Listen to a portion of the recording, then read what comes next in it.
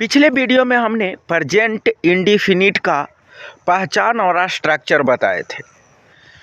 पहचान यह था कि जिस हिंदी वाक्य क्रिया के अंत में ता है, ता हूँ, ती हूँ, ता है, ती है, ते हो, यही सब लगा हुआ रहेगा तो उसको हम समझ जाएंगे कि ये सारे वाक्य किस में आते हैं। तो ये आते हैं प्रेजेंट इंडेफिनिट टेंस में। और इसकी स्ट्रक्चर भी हमने बताए थे अफर्मेटिव में कि सब्जेक्ट प्लस V1 या V5 प्लस ऑब्जेक्ट। ठीक है, तो V5 किस में लगता है? तो थर्ड पर्सन के सिंगुलर नंबर में लगता है, जैसे ही हो गया, सी हो गया, ईट हो गया या कोई नाम हो, है ना। और बाकी में V1 लगता है। और थर्ड पर्सन के सिंगुलर नंबर में जहाँ पे V5 की बात करते हैं वहाँ पे डज का प्रयोग होता है, यह हम लोग जानते हैं। ठीक है, आज हम लोग इसकी स्ट्रक्चर की बात करेंगे। तो अफर्मेटिव में बताए थे कि सब्जेक्ट प्लस V1 या V5 प्लस ऑब्जेक्ट होता है। जैसे में हम बताएं कि वह स्कूल जाता है, अब देखो वह क्या हो गया, सब्जेक्ट हो गया, तो वह के लिए क्या लिखेंगे, ही। अब ये वह थर्ड पर्सन के सिंगुलर नंबर में है तो ये कहाँ चीज लगेगा, इसमें V5 लगेगा। तो वह स्कूल जाता है तो ही, और इसके बाद V1 आता है तो V1 के लिए जाना, तो ही। अब थर्ड पर्सन के सिंगुलर नंबर में है यही, तो काची हो जाएगा, he goes to school. School क्या हो गया, ऑब्जेक्ट हो गया। जैसे तुम किताब पढ़ते हो तो इसको क्या हो गया, ये भी अफर्मेटिव में है। तुम किताब पढ़ते हो तो उसके लिए हम लोग क्या कहेंगे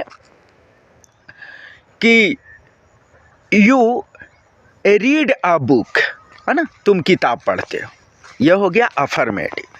नेगेटिव की बात किया जाए जिसमें इनकार का बोध होता है तो नेगेटिव कैसे होगा, जैसे सीता स्कूल नहीं जाती है तो यह सीता क्या है, थर्ड पर्सन के सिंगुलर नंबर है, तो इसका कैसे बन जाएगा, Sita does not go to a school. अब देखिए जहाँ डज लग गया तो अब गोज नहीं लगाना है, गो लगाना है। क्यों? क्योंकि वही ES जो है, गोज वाला ES आ करके डू में लग गया, जो क्या हो गया, डज हो गया। तो Sita does not go to a school. ठीक है, एक और बता देते हैं कि वे लोग काम नहीं करते हैं, तो दे डू नॉट वर्क, वे लोग काम नहीं करते हैं, ये हो गया नेगेटिव सेंटेंस। अगर हम लोग इंट्रोगेटिव की बात करें जो क्या से शुरू होता है, क्या तुम लोग हंसते हो, अब देखो क्या से शुरू हुआ है, क्या तुम लोग हंसते हो, तो क्या होता था इसका स्ट्रक्चर, डू या does plus subject plus V1 plus object plus sign of interrogation. तो इसको में क्या हो जाएगा, क्या तुम लोग हंसते हो, तो हो जाएगा डू यू लाफ, क्या तुम लोग हंसते हो। क्या वह खाता है, तो डज ही ईट, इस प्रकार से हो जाएगा, है ना। और अब इंट्रोगेटिव नेगेटिव सेंटेंस में देख लेंगे उसका क्या था स्ट्रक्चर।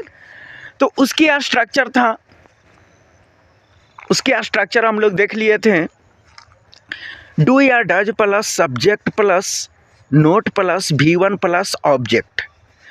तो उसके लिए क्या है, जैसे क्या तुम लोग स्कूल नहीं जाते हो, तो do you not go to a school, ऐसे बन जाएगा। क्या वह नहीं हंसती है, does she not go to does she not laugh, क्या वह नहीं हंसती है, इस प्रकार से हो जाएगा। समझ में आ रहा है।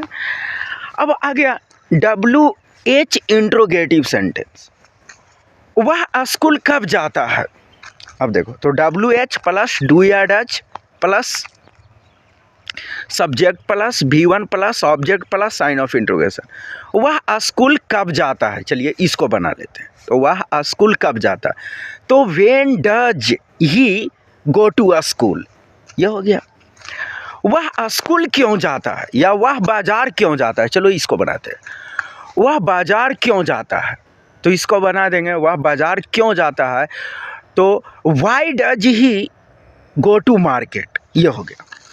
अब हम लोग देखेंगे WH इंट्रोगेटिव नेगेटिव, तो वह क्यों नहीं हंसता है, देखो तो ये हो जाएगा, तो उसका बना लेंगे, यानी WH plus subject, WH plus WH word दे देंगे, फिर उसके बाद में डू या डज होता है, सब्जेक्ट होता है, फिर नोट होता है, V1 होता है, फिर ऑब्जेक्ट होता है, साइन ऑफ इंट्रोगेशन होता है ना। तो वह क्यों नहीं हंसती है, ऐसे कर सकते, तो ये बना लेते हैं कि वह क्यों नहीं हंसती है। तो why does she note laugh, बस इतना ही हो जाएगा। वह कब स्कूल नहीं जाता है, वह कब स्कूल नहीं जाता है, तो बनाएंगे when does he not go to school. तो इस प्रकार से हम इसका बताएं, फिर प्रेजेंट कंटिन्यूअस का भी हम बताने वाले हैं, ठीक है। तो इस प्रकार से देखते रहिए, मनोरंजन के साथ सीखते रहिए, है ना। थैंक यू, धन्यवाद।